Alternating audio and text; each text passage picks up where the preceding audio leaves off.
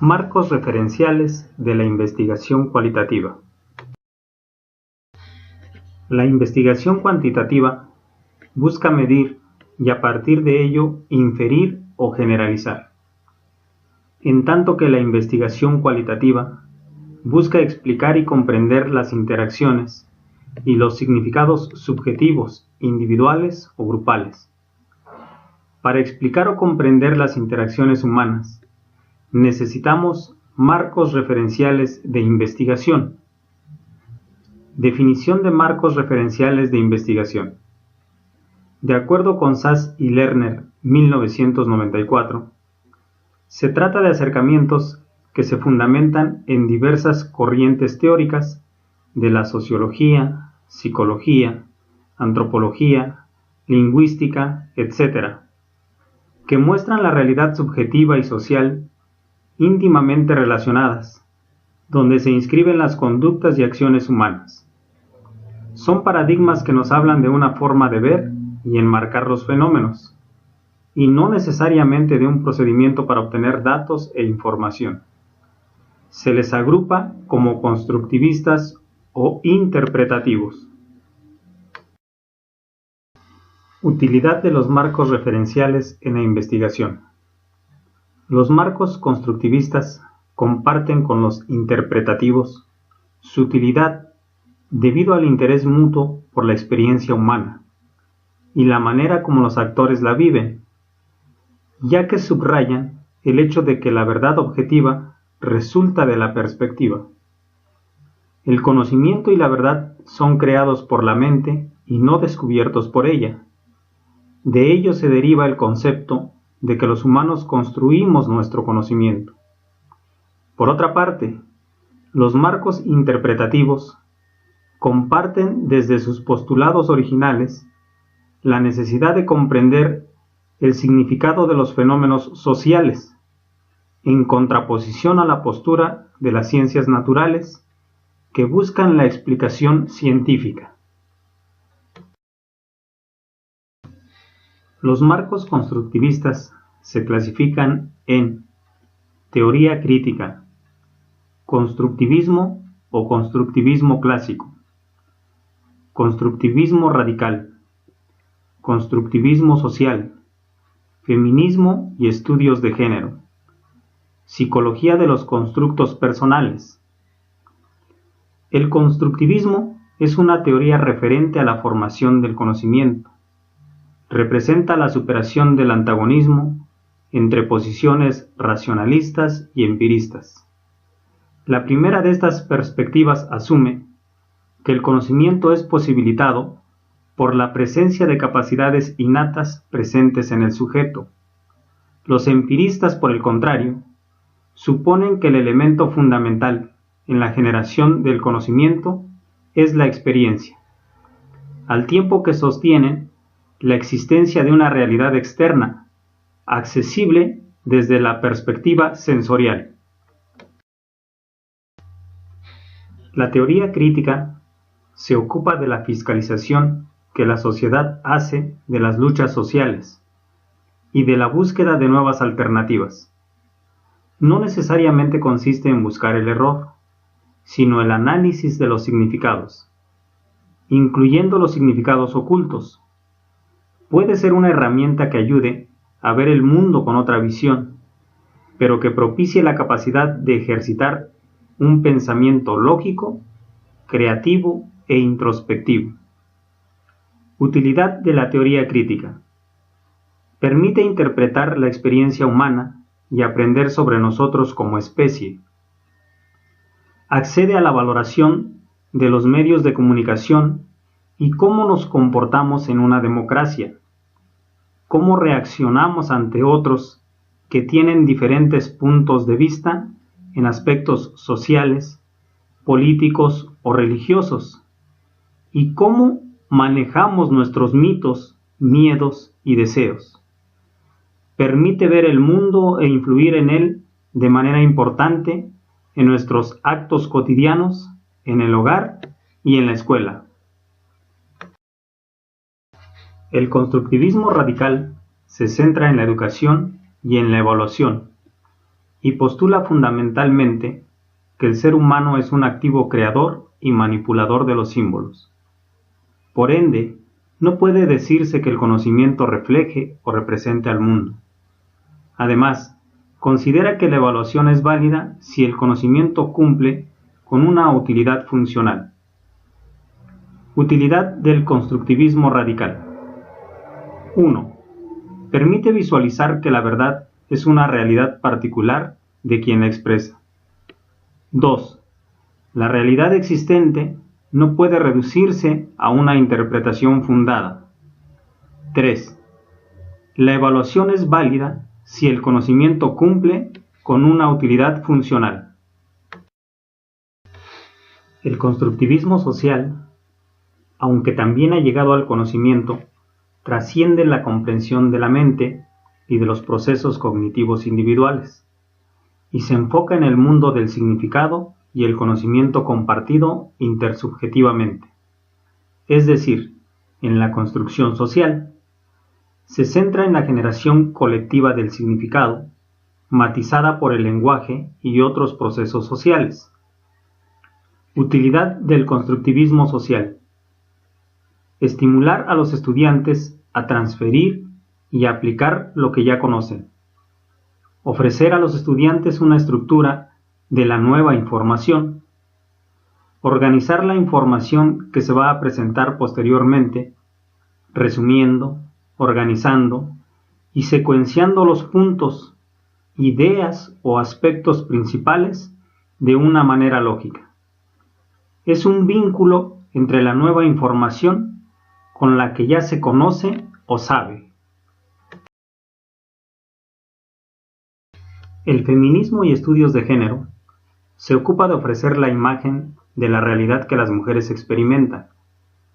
Considera que darles voz a las perspectivas de las mujeres significa comprender e identificar las formas en que ellas crean significados y experimentan la vida desde su posición en la jerarquía social. Como dice Fernando Barragán, los estereotipos de género no solo contraponen lo masculino a lo femenino, sino que impiden el desarrollo de la diversidad en el propio concepto de masculinidad y feminidad. Utilidad del feminismo y estudios de género. Joan Scott y Robert Connell coinciden en que el feminismo y estudios de género amonesta a las teorías que consideran a hombres y mujeres como categorías estáticas y preformadas históricamente. Pone en el centro del análisis las asimetrías sociales, como juegos de poder. El género se interrelaciona con la posición social, la raza, la etnia. Conjuga el análisis de los sistemas o estructuras con el estudio de la acción humana. La psicología de los constructos personales es postulada en 1995 por George Kelly. Su planteamiento está soportado en la idea de que el ser humano ve su mundo a través de una serie de patrones o plantillas transparentes, denominados constructos, que él crea y en las que intenta encajar las realidades que componen al mundo. Se trata de formas de construir el mundo que permiten establecer una línea de conducta. Utilidad de la psicología de los constructos personales. Una de las principales aportaciones es el desarrollo del procedimiento denominado técnica de la rejilla, utilizado para analizar la información. Pretende captar la forma en que una persona da sentido a su experiencia en sus propios términos, por medio de la exploración de constructos dicotómicos. La información se obtiene mediante una entrevista estructurada, dependiente del problema o pregunta de investigación. Se trata, pues, de una teoría de las investigaciones personales del hombre, una psicología de la búsqueda humana. En vez de enunciar lo que se ha descubierto o lo que se descubrirá, prefiere proponer la forma en que podemos empezar a buscar. Un marco referencial interpretativo es un acercamiento a través de producciones teóricas y técnicas de recolección y análisis para explicar o comprender las interacciones humanas. Descripción de los marcos referenciales interpretativos. Interaccionismo simbólico. Considera que el significado de las cosas para los seres humanos constituye un elemento toral y se basa en tres premisas. 1. Los seres humanos actúan respecto de las cosas basándose en los significados que éstas tienen para ellos. 2. Los significados de tales cosas derivan de la interacción que la persona tiene con otros seres humanos. 3. Los significados son manejados o modificados por medio de un proceso interpretativo que la persona pone en juego cuando establece contacto con las cosas.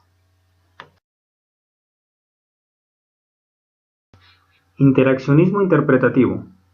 Considera que los estudios culturales dirigen al investigador hacia una valoración crítica de cómo los individuos que interactúan vinculan sus experiencias vividas con las representaciones culturales de tales experiencias. Etnometodología. Se centra en la forma mediante la cual las personas enfrentan las situaciones cotidianas.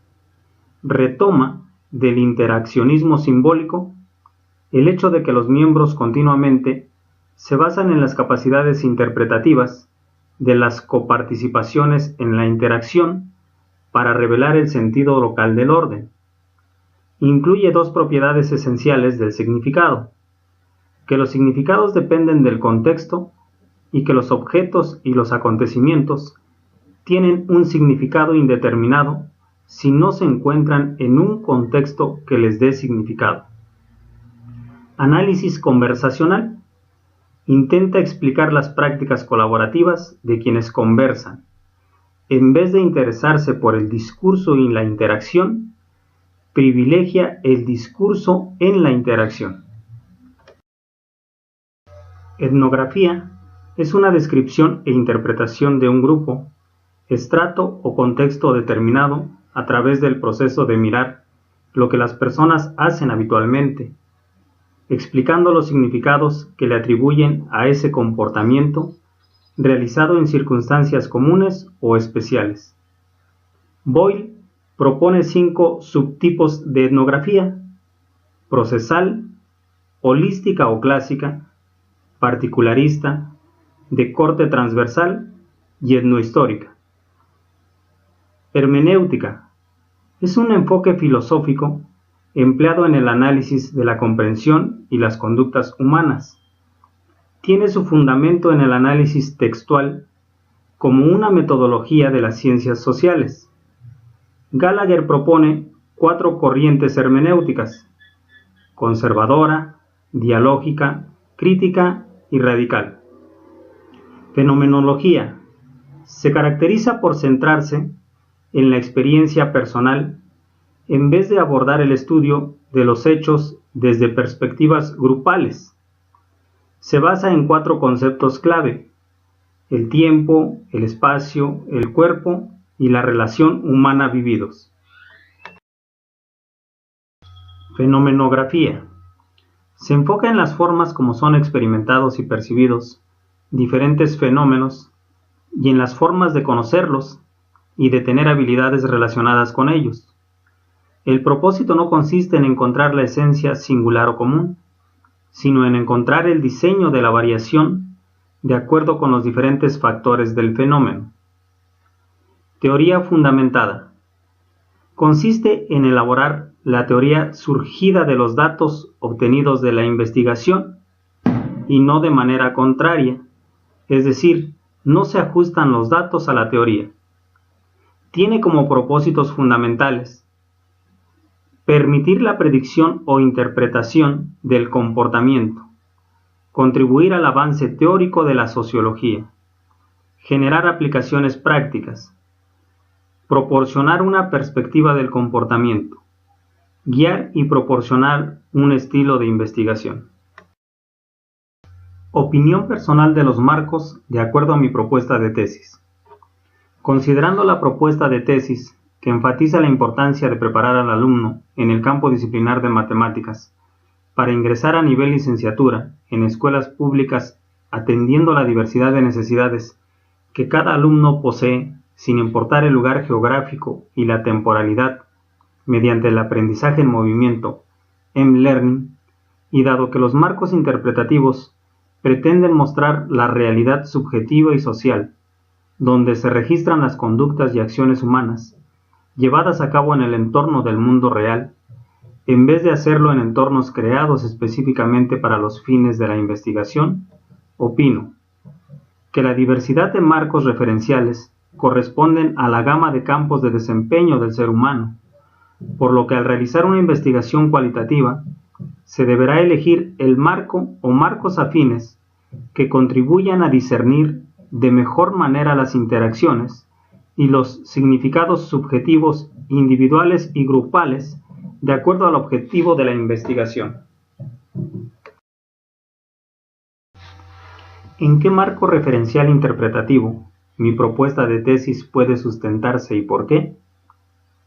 De acuerdo a la descripción de los marcos referenciales interpretativos, y siendo mi propuesta de tesis la optimización del aprendizaje en matemáticas para ingreso a universidad mediante M-Learning, cuyo objetivo es mostrar el fortalecimiento en el logro del aprendizaje en matemáticas, que la modalidad alternativa M-Learning proporciona a la modalidad presencial, en la preparación del alumno para su examen de admisión a universidad, por medio de la valoración de resultados en exámenes simuladores, estimo viable emplear el interaccionismo simbólico, que en 2 de sus 3 premisas establece que los seres humanos actúan respecto de las cosas basándose en los significados que éstas tienen para ellos, y que los significados de tales cosas derivan de la interacción que las personas tienen con otros seres humanos.